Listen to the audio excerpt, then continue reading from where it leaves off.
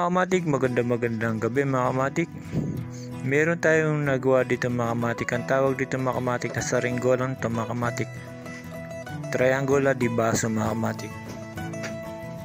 Ang triangular di baso mga kamatik, ito yung triangle yung pinakakahay niya mga kamatik. Makikita nyo.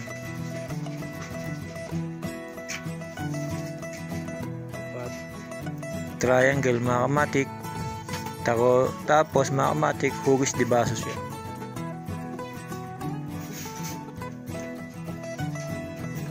Ito ngayon mga kamatik, gagawa pa ako ng marami na ito mga kamatik. Sa ngayon, dadalawa pa lang nagagawa ko.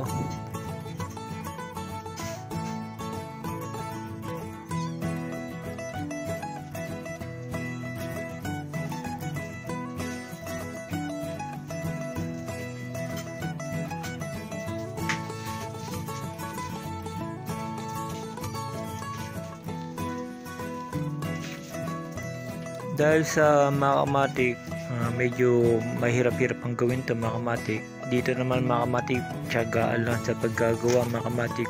Kailangan makagawa ka dito mga kamatik, 4 na triangle, 3 kawayan na pahaba mga kamatik, 1 sapakpak mga kamatik.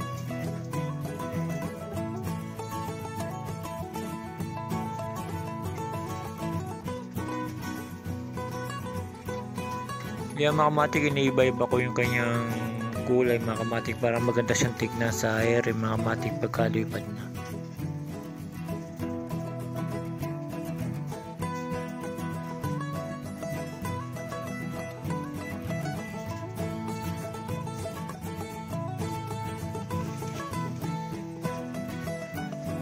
Ito naman mga kamatik, kulay pink taka green.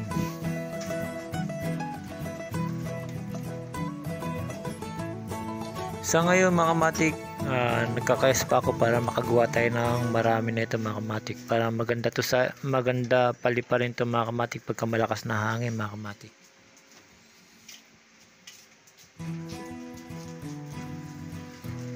Sa ngayon mga kamatik, di tayo makapagpalipad lalo na pagkadating ng hapon, maulan mga kamatik.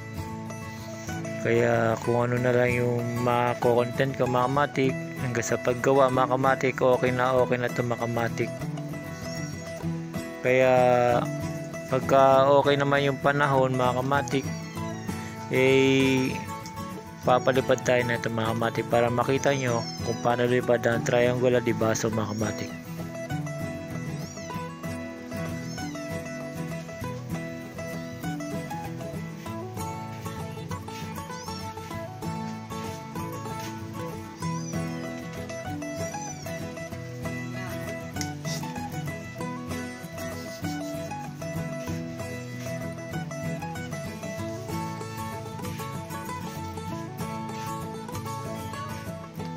Yung mga kamatik, hanggang dito na lang. Salamat.